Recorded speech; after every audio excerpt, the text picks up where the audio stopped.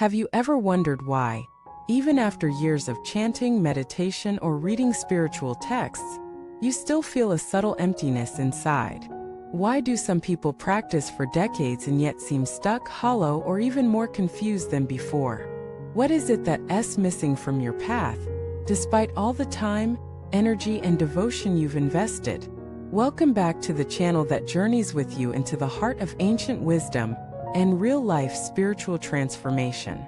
If you're someone who has dedicated years to your inner path, but still feels something is off, today's video is especially for you. Because we're going to talk about a topic that many spiritual teachers are too hesitant to address directly: the haunting spiritual void that lingers even in committed seekers. Let us face it, no one starts a spiritual path with the hope of becoming more empty inside. We begin because we long for meaning, peace, clarity, or divine connection. But what happens when the practices that once filled you with hope now feel dry and mechanical? When the mantras feel like mere sounds, the meditation like a chore, and the sacred texts like repetition? This emptiness is not a failure. It's a signal, a wake-up call. And today we're going to decode its message. First, let us talk about why this happens. Spiritual practice, when done on autopilot, can become just another identity. Instead of shedding the ego, we dress it in robes. Instead of breaking free, we become spiritual performers, chanting without presence, meditating without insight, following rituals without transformation. And yet, we wonder why the peace never arrives. The truth is this: you can walk for miles on a treadmill and never move an inch. The same applies to spiritual life. Repetition without reflection is spiritual stagnation. So what are the three essentials that bring a spiritual path back to life? Let us look deeply, not with judgment, but with honesty. The first is right understanding. Many people approach spirituality as an escape from life. They want to flee suffering, avoid confrontation, bypass grief.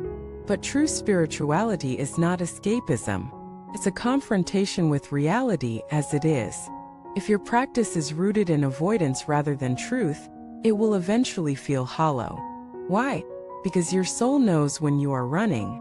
Your heart knows when you're hiding. Right understanding means recognizing that the path is not about feeling good all the time. It's about becoming real, raw, and radically honest. It's not about floating above problems, but walking through them with clarity and compassion. A spiritual seeker named Daniel once meditated daily for 10 years. But during that time, he refused to deal with his broken relationship with his father. He used his practice to suppress his pain. When his father died, Daniel fell into a deep depression. All his chanting, all his retreats, all his books, none of it helped. Why? Because he had built a palace of peace on a foundation of denial. Only when Daniel began to grieve, to cry, to forgive, and to speak his truth did his practice start to feel alive again.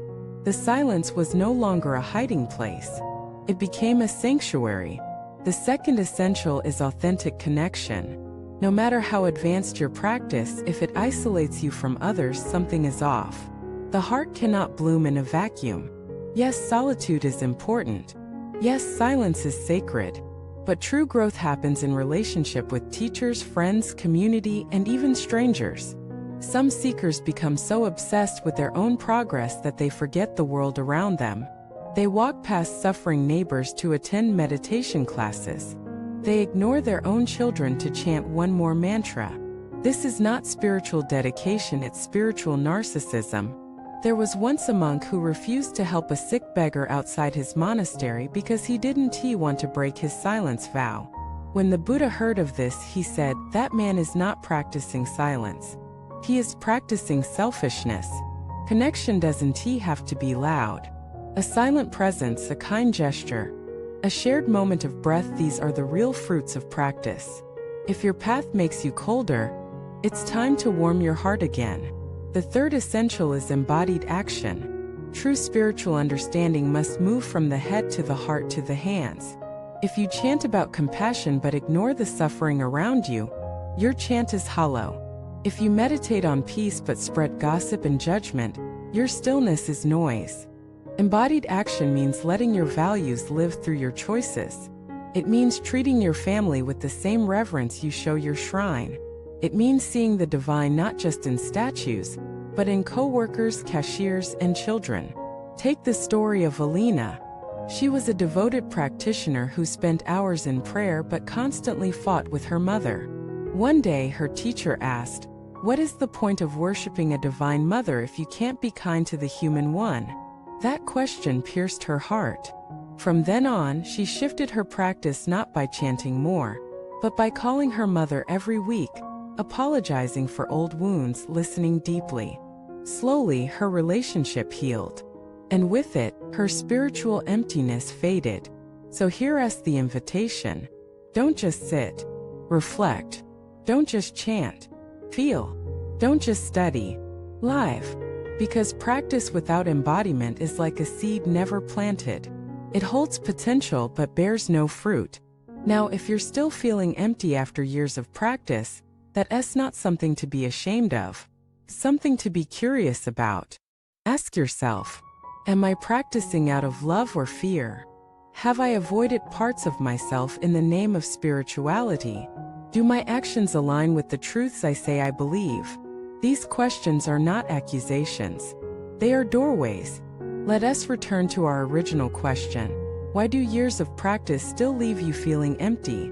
Maybe because the practices that once fed you are now asking for deeper digestion. Maybe because your soul is ready for truth, not just tradition. Maybe because the divine is knocking louder, and you're finally ready to open the door. As we move toward the end of today's video, let me remind you of this. Your emptiness is not a curse. It's a calling. A sign that you're ready for the next level of authenticity, of courage, of surrender. Don't walk away from your practice. Deepen it. Don't abandon your rituals. Reignite them. Don't silence your questions. Follow them into the fire and let them burn away everything false. Thank you for watching this video. If anything resonated with you, share your reflections in the comments. Your words might be the mirror someone else needs. And as always, like, subscribe, and stay connected because the journey is long, but we walk it together.